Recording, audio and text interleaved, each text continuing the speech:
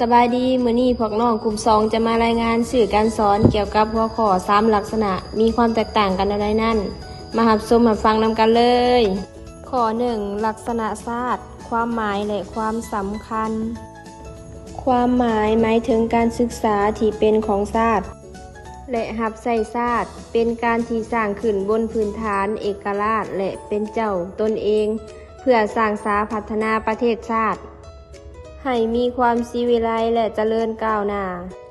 ความสำคัญแน่ใส่สร้างคนลาวมีความหักชาติหักบ้านเกิดเมืองนอนมีความเอกอ้างทะนงใจเกียรติศักดิ์ศรีและความเป็นลาว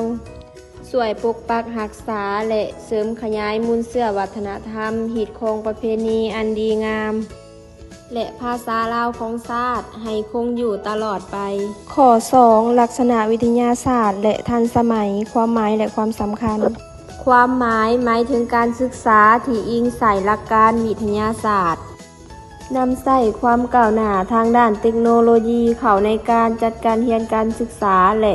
ส่องแสงถึงวิทยาการอันทันสมัยของโลกความสำคัญหมายถึงช่วยให้ผู้เรียนมีความรู้ความสามารถที่ทันกับยุคสมัยสามารถนำใช้เทคโนโลยีเข้าในการพัฒนาเป็นพื้นฐานให้แก่การพัฒนาเศรษฐกิจสังคมให้มีการขยายตัวอย่างมีประสิทธิภาพและเชื่อมโยงกับการภาคพื้นและสากลได้ข้อ3ลักษณะมหาชนความหมายและความสำคัญความหมายหมายถึงการศึกษาเพื่อทุกคนและดำเนินบนพื้นฐานการมีส่วนร่วมของประชาชนรับใช้ผลประโยชน์ของประชาชนผู้ออกแรงงานบรรดาเผ่าความสำคัญเพื่อขยายโอกาสให้ประชาชนทุกชนเผ่าได้รับการศึกษาอย่างทั่วถึงความแตกต่างทางด้านการศึกษาระหว่างตัวเมืองเช่นจะใช้เครื่องมือที่ทันสมัยเข้าในการศึกษาและเขตห่างไกลศอกหลีกจะบ่มีเครื่องมือที่ทันสมัยเข้าในการศึกษาการนำเสนอเกี่ยวกับสื่อการสอน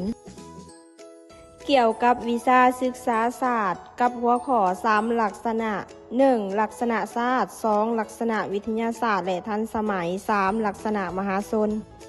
ของเขตชนบทและในตัวเมืองในสปป.ลาวพวกเฮากลุ่ม2ก็จบเพียงเท่านี้ขอขอบใจ